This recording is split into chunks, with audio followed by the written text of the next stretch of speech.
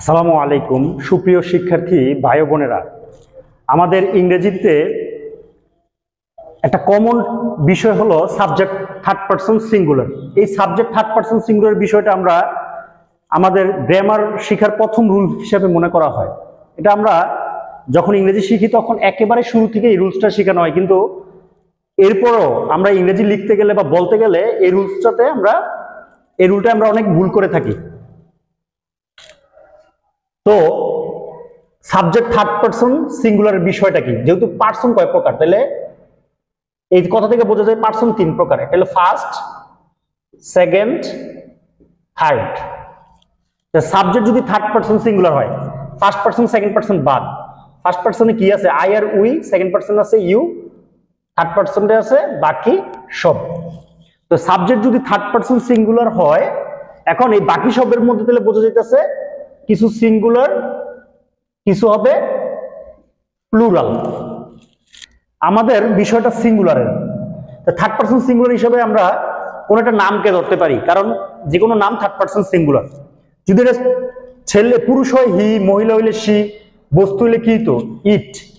আর যেগুলো আমরা গণতে পারি না ওই বিষয়টাকে আমরা একবচন ধরে নিব, যেমন পানি, বাতাস। যেগুলো আমরা গণতে পারি না ওগুলো আমরা একবচন ধরে নিব। তাহলে সাবজেক্ট থার্ড পারসন সিঙ্গুলার হলে আমরা ভার্বের শেষে এস, ইএস অথবা আইএস যোগ করে থাকি। এখন প্রশ্ন হলো কখন এস, কখন ইএস, কখন আইএস? থার্ড পারসন সিঙ্গুলার হওয়ার পর, আগে না কিন্তু। যেরকম আই গো, এখানে কিছুই যোগ করা লাগবে না, কেননা আই ফার্স্ট পারসন।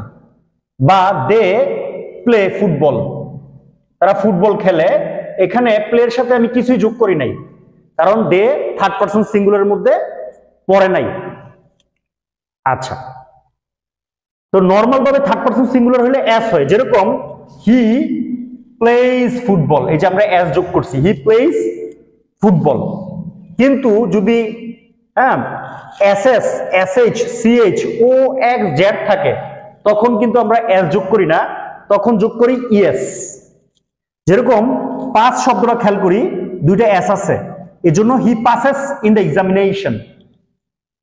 নেক্সট যেমন ওয়াশ, তাহলে যে শি আছে থার্ড পারসন সিঙ্গুলার, এর জন্য সাথে একটা কি যোগ হইছে, শি ওয়াশেস ক্লথস। তারপরে দেখা যায় রানা ক্যাচ, লাস্টে সিএইচ আছে ক্যাচ, তাহলে কি হবে ইয়েস, রানা ক্যাচেস ফিশেস। তারপরে রুনা, এই যে গো, লাস্টে ও আছে, তাহলে কি যোগ করতে হয় ইয়েস, তাহলে S S, S S, C H O, অথবা লাস্টে এক্স থাকলে, যেমন হি ফিক্সেস দ্য চেয়ার, চেয়ারটাকে সে ফিক্স করে দিচ্ছে, ঠিক করে দিচ্ছে।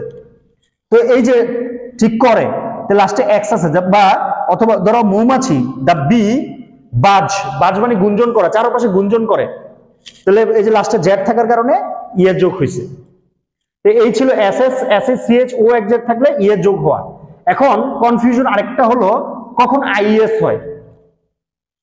লক্ষ্য করা যাক, ওয়াই এর পূর্বে যদি কনসোনেন্ট থাকে তখন আইএস। এই যে এই ওয়াই প্লেই, ওয়াই এর পূর্বে কিন্তু কনসোনেন্ট ছিল না, ভাওয়েল ছিল, এর জন্য এস হয়েছে। কিন্তু ক্যারিস, এইখানে যে ওয়াইটা ছিল carry, C A double R Y, এই ওয়াই এর পূর্বে আটটা একটা কনসোনেন্ট, এর জন্য ওয়াইটা আইএস এ রূপান্তর হয়েছে।